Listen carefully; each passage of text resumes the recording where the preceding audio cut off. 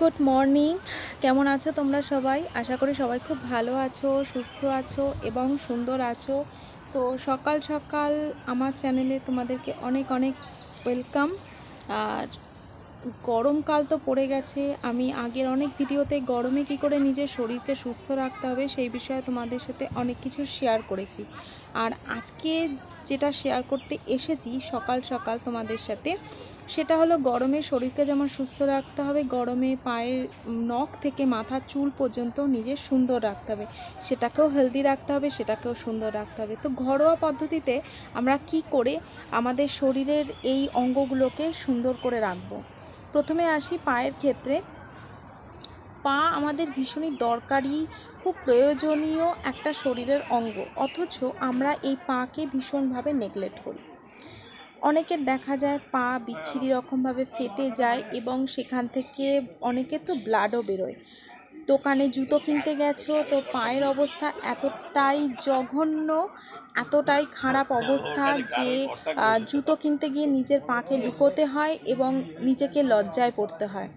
আবার এই গরমকাল পড়ছে, অনেকের তো পা থেকে এত বিচ্ছিরি একটা স্মেল আসে যেটা মানে জাস্ট নেওয়া যায় না। কথা বলবো তোমাদেরকে, একটা সলিউশন দেব, সেটা হলো সপ্তাহে 2 দিন করে তোমরা একটু উষ্ণ গরম জল করে একটা বালতির মধ্যে নিয়ে তার মধ্যে একটু শ্যাম্পু দিয়ে পাটাকে অনেকক্ষণ ভিজিয়ে রাখো, ডুবিয়ে রাখো। দেখবে এতে তোমার পায়েরও খুব রিলিফ পাবে তুমি। এবারে পায়ের চামড়াগুলো যখন একটু নরম হয়ে যাবে তখন আস্তে আস্তে একটু স্ক্রাবিং করো। একটু স্ক্রাবিং করে মরা চামগুলোকে, যে ডেড সেলগুলো রয়েছে সেগুলোকে একটু তুলে ফেলার চেষ্টা করো। এরমভাবে পরিষ্কার করে তারপরে একটু ভালো জলে ধুয়ে নিয়ে পায়ে একটা অবশ্যই ময়েশ্চারাইজার লাগাতে কিন্তু ভুলো না, না হলে পরে আবার সেই পাটা ড্রাই হয়ে যাবে, শুকিয়ে যাবে, এইরকম একটা সমস্যা হবে। গরমকাল আমরা অনেকেই বিভিন্ন জায়গায় ঘুরতে যাই, সমুদ্র সৈকতে ঘুরতে যাই, পাহাড়ে ঘুরতে যাই। তো সেখানে আমরা একটু খোলামেলা পোশাক পরি, আমাদের একটু শর্ট ড্রেসও পরি। তো পাটা যদি আমাদের সুন্দর না লাগে তো ওরকম ড্রেস পরে নিজেদেরও মনটা খারাপ হয়ে যায়। তো একটা অলিভ অয়েল তোমরা, ক্যান প্রোডাক্টের একটা অলিভ অয়েল পায়েতে তোমরা ইউজ করতে পারো। মেখে নিয়ে কিছুক্ষণ রেখে তারপর সেটাকে ওয়াশ করে ধুয়ে ফেলো। সেটা কোনো বডি ওয়াশ দিয়েও তোমরা ওয়াশ করে নিতে পারো। এবার আসি বডির ক্ষেত্রে। প্রত্যেক দিন তুমি ঘরে থাকো কি বাইরে থাকো, যারা ঘরে থাকে তারাও কিন্তু বাড়িতে কম পরিশ্রম করে না। একজন যে হাউস ওয়াইফ, সে ঘরে রান্না বান্না থেকে শুরু করে ওভারঅল ঘরে সমস্ত কিছু সামলায় এবং সামলাতে গিয়ে তার শরীরে ঘামও সৃষ্টি হয়। ঘামের ঘামের থেকে অনেকের আছে ভীষণ বিচ্ছিরি রকম গন্ধও বেরোয়, বাজে স্মেল বেরোয়। আবার যারা বাইরে চাকরি বাকরি করছো, তাদের ক্ষেত্রেও তারা ঘেমে নিয়ে স্নান করে একেবারে বাড়িতে আসছো এবং তোমাদের ট্রেনে বাসে ধাক্কাধাক্কি নানান রকম রোগ জীবাণু বাইরে তো ঘুরেই বেড়াচ্ছে। তো বাড়িতে এসে প্রত্যেক দিন চেষ্টা করবে একটা ভালো বডি ওয়াশ দিয়ে নিজের বডিটাকে ক্লিন করে নেওয়া। সাবানটা ইউজ করবে না, আমি সাবান ইউজ করার একদম পক্ষপাতী নই। একটা ভালো বডি ওয়াশ দিয়ে একটা লুফা নিয়ে সুন্দর করে নিজের বডিটাকে ওয়াশ করে নেবে। জন্য বলবো গরমকাল মানেই হচ্ছে ট্যানিংয়ের একটা প্রবলেম, বডিতেও কিন্তু ভীষণই ডেড সেল জন্মায়। তো তোমরা ঘরোয়া পদ্ধতিতে একটু কফি পাউডার, তার মধ্যে সামান্য একটু নারকেল তেল ভালো করে মিশিয়ে নিয়ে সেটাও কিন্তু সারা বডিতে তোমরা স্ক্রাব করে নিতে পারো। এতে যেমন বডি ডেড সেলগুলোও চলে যায়, সেরকম ট্যানিংয়ের প্রবলেমটাও কিন্তু চলে যায়। আর যাদের সেন্সিটিভ স্কিন নয়, যাদের এমনি নর্মাল স্কিন, তারা একটু কফির মধ্যে অল্প করে একটু পাতিলেবুর রসও মিশিয়ে নিতে পারো। কিন্তু সাবধান, পাতিলেবুর রস কিন্তু ডাইরেক্ট কোনো জায়গায় লাগাবে না। যাদের সেন্সিটিভ স্কিন তাহলে জ্বালা করতে পারে, বা কোনো জায়গা কেটে ছুঁড়ে রয়েছে সেখানেও যদি ডাইরেক্ট লেবুর রসটা পড়ে তাহলে কিন্তু সেখানে জ্বালা করতে পারে। তো এই বিষয়টা একটু মাথায় রাখবে। এবার আসি স্কিনের ক্ষেত্রে, ফেসের ক্ষেত্রে। তো গরমকাল মানেই হচ্ছে ট্যানিংয়ের একটা বিশাল প্রবলেম।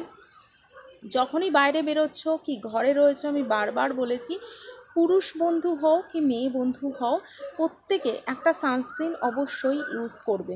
যখনই তুমি বাইরে যাচ্ছ অবশ্যই একটা সানস্ক্রিন ইউজ তো করতেই হবে, ছাতা ইউজ করবে। আর যখনই তুমি ঘরেও যদি বা তুমি থাকো, তো ঘরেও তো তুমি রান্না করছো, সেই আগুনের তাপটা তোমার ফেসে গিয়ে লাগছে, তার থেকেও কিন্তু একটা ট্যানিংয়ের সমস্যা হয়। তাছাড়া তুমি বাগানে যাচ্ছ, ছাদে যাচ্ছ, বাড়ির বাইরে বেরোচ্ছ, তখনও কিন্তু একটা রোদের যে তাপটা, সূর্যের যে তাপটা লাগছে, তার থেকেও কিন্তু একটা ট্যানিংয়ের প্রবলেম হয়।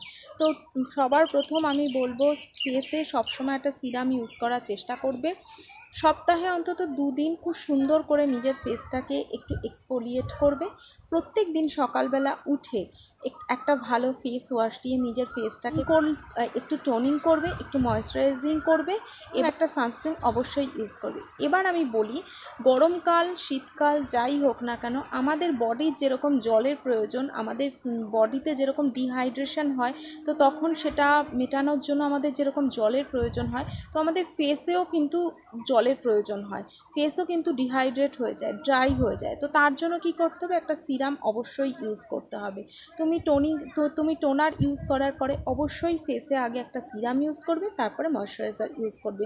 আমাদের ত্বকও তো জল চায় না, তো সেই জলের ঘাটতিটা পূরণ করার জন্য তুমি যত বেশি সারাদিনে অন্তত 2 বা 3 বার তুমি যদি সিরাম ইউজ করতে পারো, তাহলে তোমার স্কিনের পক্ষে ভীষণই ভালো হয়। এই জিনিসগুলোকে একটু মাথায় রাখতে হবে। আর এবার আসি হেয়ারের ক্ষেত্রে। হেয়ারটাকেও কিন্তু এখন গরমকাল, হেয়ারটাকেও সবসময় ক্লিন রাখতে হবে। সপ্তাহে 2 দিন একটু অয়েল ম্যাসাজ করে নিয়ে 1 ঘন্টা 2 ঘন্টা মতন রেখে তারপর শ্যাম্পু করে নিলে, শ্যাম্পুটা যখন করবে খুব সুন্দর করে একটু টাইম নিয়ে আস্তে আস্তে ভালো করে ম্যাসাজ করে শ্যাম্পুটা করবে। করার পরে সুন্দর করে, আর চেষ্টা করবে শ্যাম্পুটা করার সময় যেন চুলের জট যে থাকে সেগুলোকে আস্তে আস্তে এরকম আঙুল দিয়ে ছাড়িয়ে ফেলা। তাহলে দেখবে যখন চুলটা তুমি আঁচড়াতে যাচ্ছ, তখন কিন্তু হেয়ারটা পড়ে যাওয়ার এতটা সম্ভাবনা থাকে না। এবারে তুমি একটা কন্ডিশনিং অবশ্যই করবে। সপ্তাহে 1 দিন কি 2 দিন খুব সুন্দর করে একটা হেয়ার মাস্ক ইউজ করতে পারো। যাদের হেয়ারের প্রবলেম রয়েছে, তোমরা মেথি মাস্ক ইউজ করতে পারো। মেথিটাকে আগের দিন রাত্রে ভিজিয়ে রেখে সেটাকে মিক্সিতে একটু পেস্ট করে নিয়ে তার মধ্যে একটু টক দই, পাতিলেবু কি একটু ডিমের সাদা অংশটা মিশিয়ে নিয়ে সেটাকেও মাথায় স্ক্যাল্পে ইউজ করতে পারো। এতে খুশকিরও একটা প্রবলেম চলে যায়। আর মেথি তো আমরা সবাই জানি আমাদের হেয়ারটাকে ভালো করতে, হেয়ারটাকে ঠিক করতে ভীষণ ভালো কাজ দেয়। তাছাড়া তোমরা বানানা মাস্ক ইউজ করতে পারো, বানানা মধু এই মাস্কটাও ইউজ করতে পারো। এবং এখন তো মার্কেটে বিভিন্ন রকমের ভালো ভালো মাস্ক এসে গেছে, মামা আর্থের মাস্ক রয়েছে, এগুলো তোমরা ইউজ করতে পারো। আর হেয়ারটাকে প্রত্যেক দিন ওয়াশ করার চেষ্টা করবে, প্রত্যেক দিন জলে ধুয়ে ফেলার চেষ্টা করবে। সেটাকে হেয়ারটাকে ভালো করে শুকোবে, স্ক্যাল্পে যেন ঘাম বসতে দেবে না। 2 দিন অন্তরই হেয়ারটাকে একটু ওয়াশ করে নেওয়ার চেষ্টা করবে, ভালো করে শ্যাম্পু করে কন্ডিশনিং করার চেষ্টা করবে। আর যারা এক্সারসাইজ করছো, এক্সারসাইজ করার পর অবশ্যই হেয়ারটাকে একটু পরিষ্কার করে জল দিয়ে ধুয়ে বা একটু শ্যাম্পুও করে নিতে পারো। যা হচ্ছে স্ক্যাল্পে একদমই ঘাম বসতে দেবে না, এতে হেয়ারের গোড়াগুলো নষ্ট হয়ে যায় এবং পরবর্তীকালে গিয়ে একটা চুল পড়ার সমস্যা হয়। বালিশে শুচ্ছ, ঘুমোচ্ছ, সেই বালিশের পিলো কভারটা অন্তত 3 দিন অন্তর চেঞ্জ করে দেওয়ার চেষ্টা করবে। তোমার স্ক্যাল্পে যদি খুশকি থাকে এবং সেই খুশকি যদি বালিশের কাভারের মধ্যে পড়ে, তো সেটা যদি তোমার স্কিনে লাগে, তো সেখান থেকেও কিন্তু পিম্পলের সমস্যা হতে পারে। তো নিজের পিলো কভারটাকে অবশ্যই 3 দিন অন্তর চেঞ্জ করার চেষ্টা করবে। সুন্দর করে সেটাকে ভালো করে গরম জলে কেচে নেওয়ার চেষ্টা করবে। আর নিজের যে তুমি যে চিরুনিটা ইউজ করছো, সেটাকেও 2 দিন অন্তর ভালো করে পরিষ্কার করার চেষ্টা করবে। এবং তোমার পাশে যে শুচ্ছে তোমার পার্টনারেরও পিলো কাভারটা, চিরুনিটা মানে নিট অ্যান্ড ক্লিন পরিষ্কার করার চেষ্টা করবে। গরমে সবসময় চেষ্টা করবে সুতির জামা কাপড় পরার। অতিরিক্ত টাইট ফিটিংস জামা কাপড় একদম পরবে না, এতে তোমার নিজেরই কমফর্টেবল মেহসুস হবে না। তুমি নিজে কমফর্টেবল একদমই থাকতে পারবে না। তো এই জিনিসটা একটু মাথায় রাখবে, যত সুতির জামা কাপড় পরবে তত ভালো। বেশি করে একটু জল খাবে, আর একটু শাক সবজি ফল এই সমস্ত কিছু খাওয়ার অবশ্যই চেষ্টা করবে। বেরোবে সবসময় ছাতা ইউজ করবে, ব্যাগে সবসময় একটা জলের বোতল ক্যারি করবে। তুমি যদি বাইরে অনেকক্ষণের জন্য যাও, তো ব্যাগে অন্তত ছোট ডাব্বাতে, যে ছোট ডাব্বাগুলো পাওয়া যায়, তাতে একটু নাটস বা ড্রাই ফ্রুটস ক্যারি করতে পারো। বা কোনো এমনিও ফ্রুটও তোমরা ব্যাগে ক্যারি করতে পারো। তো গরমকাল পড়েই গেছে, একটু সাবধানতা অবলম্বন করে আমরা প্রত্যেকে কিন্তু যেমন সুস্থ থাকতে পারি, সেরকম আমাদের সৌন্দর্যটাকেও কিন্তু আমরা একেবারে সেরকম আমাদের সৌন্দর্যটাকেও কিন্তু আমরা খুব সুন্দরভাবে ধরে রাখতে পারি। তো এগুলো ছোট ছোট বিষয় একটু মাথায় রেখো, একটু মেনে চলো। আর আজকের ভিডিওটা তোমাদের যদি ভালো লাগে তো মেক শিওর করো একটা লাইক দিও, কমেন্টের মাধ্যমে জানিও তোমার মতামত কেমন লাগলো। আর আমার চ্যানেলে যদি তুমি নতুন হও তো অবশ্যই আমার চ্যানেলটাকে সাবস্ক্রাইব করতে কিন্তু একদম ভুলো না। পাশে একটা বেল বাটন আছে, সেটা একটু টিং করে বাজিয়ে দিও এবং অল নোটিফিকেশানটা অন করে দিও, তাতে যখনই আমি কোনো নতুন ভিডিও আপলোড করি না কেন তোমরা যেন সেই নোটিফিকেশানটা সবার আগে দেখতে পাও। তো সবাই খুব ভালো থেকো, সুস্থ থেকো, সাবধানে থেকো এবং সুন্দর থেকো। টাটা।